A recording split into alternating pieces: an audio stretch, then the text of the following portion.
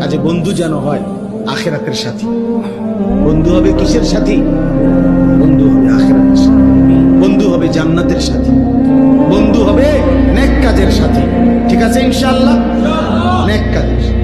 আল্লাহ কোরআনে বলছে, ওই যে আয়াত, ওই আয়াতে আল্লাহ বলছে নেক কাজের বন্ধুরা আমি আল্লাহ তাদেরকে ডাক দেব হাসরের ময়দানে, ইয়া ইবাদি, হে আমার বন্ধুগণ, বান্দাগণ, লা খাউফুন আলাইকুম ইয়াওমা ওয়ালা আনতুম তাহজানুন, আজকে তোমাদের কোনো ভয়ও নাই, চিন্তাও নাই।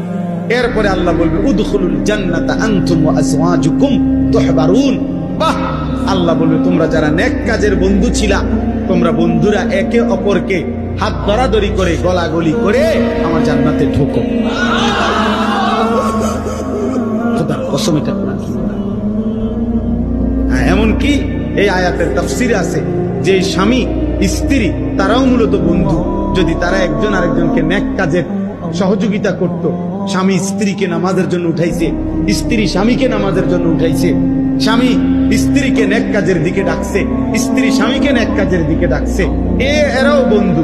আল্লাহ তাআলা বলবেন এই স্বামী স্ত্রী তোমরাও খুশি খুশি গলাগলি করে হাত ধরাধরি করে তোমরা জান্নাতে ঢোকো।